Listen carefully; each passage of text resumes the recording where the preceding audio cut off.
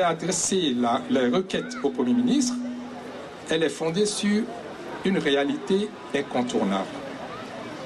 Les Africains qui ont été déportés en Guadeloupe, en Martinique, en tout cas dans les Antilles françaises notamment, c'est valable pour les Antilles, pour d'autres, pour les Américains, ils ont travaillé et on connaît le nombre d'heures de travail parce que tout ceci est archivé par les colons pour pouvoir obtenir des indemnités. Ce que nous nous demandons aujourd'hui, c'est que, en ce qui concerne la France, c'est valable pour l'Allemagne, c'est valable pour tous les autres pays, mais nous commençons par la France.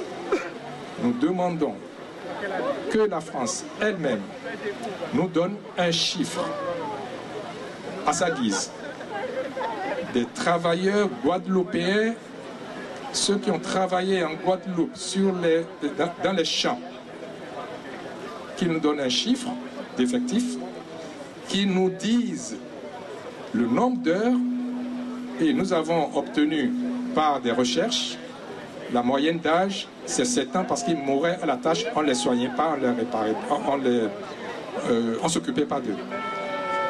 Quand on aura ce chiffre, on leur demande de nous donner un prix pour l'heure de travail. Et ce prix, nous l'avons.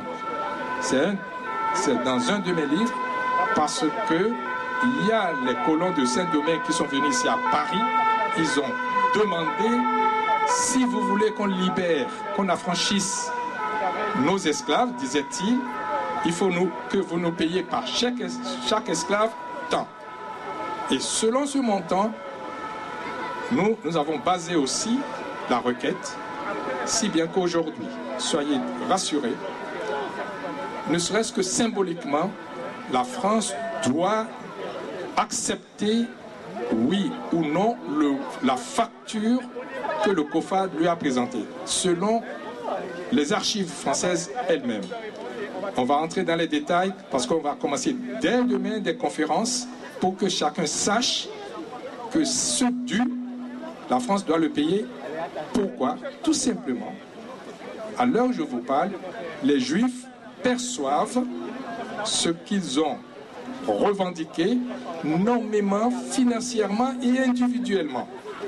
Et en 2002, le 15 juillet 2002, lorsque Lionel Jospin a promulgué une loi pour indemniser les Juifs, j'ai immédiatement envoyé une lettre à Jospin pour réclamer la même chose.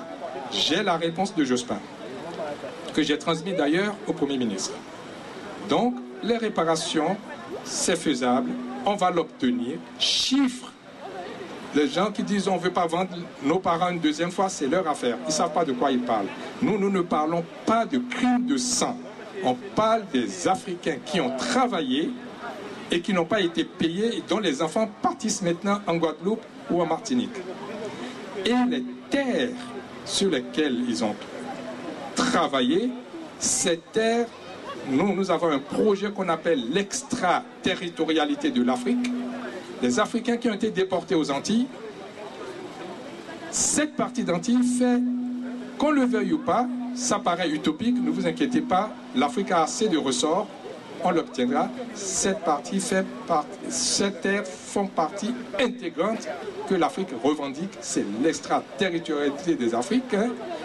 Les Africains l'ont développée, ils ont permis à cette terre d'être ce qu'elles sont aujourd'hui. Donc c'est notre part de revendication. Certes, il y a eu des Européens qui ont été les maîtres, c'est leur affaire, ils n'ont qu'à réclamer eux-mêmes.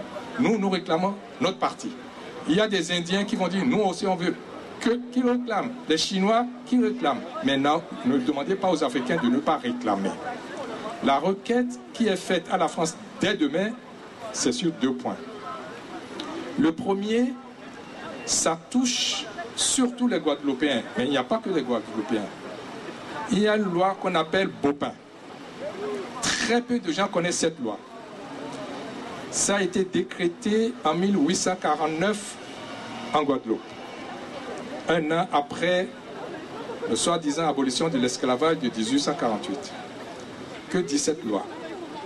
Cette loi stipule que tout Africain, tout déporté, qui essaiera de fuir ou qui va fuir, ce qu'on appelle les nègres marrons, quand on va les arrêter, puisqu'on ne peut plus les tuer, on ne peut plus leur couper les jarrets, désormais ce qu'on va faire, avant on leur coupait les oreilles pour les reconnaître, mais désormais on ne coupe plus les oreilles, mais ils seront déchus du nom de leur maître. Et ils porteront des noms insultants, volontairement insultants.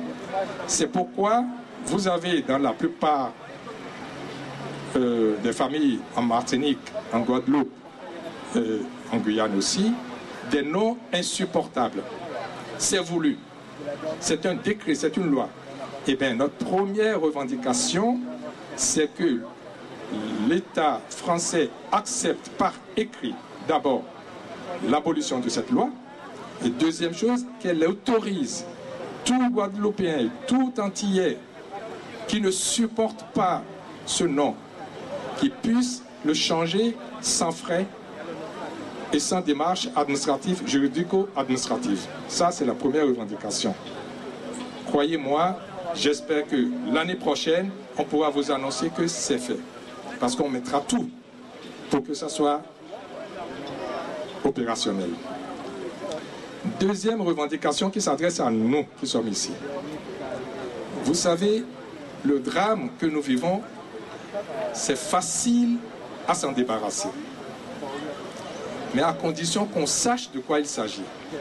Vous tous qui êtes ici, avant de venir ou demain, vous allez dire nous descendants d'esclaves. Et de bonne foi, les Africains, ils disent les esclaves antillais. Ou les Antillais eux-mêmes disent nous sommes les descendants d'esclaves. Pour désigner leurs parents, ils disent les esclaves. Parfois, ils n'osent même pas parler de cette période comme si c'était eux les coupables. Pourquoi? Parce que cette appellation de mot esclave, c'est inadmissible, à la limite, je dirais que c'est délictueux, c'est un délit. Une personne qui est violée aujourd'hui, on ne peut pas continuer à l'appeler tout le temps Madame violée. Il ne peut pas transmettre à ses enfants cette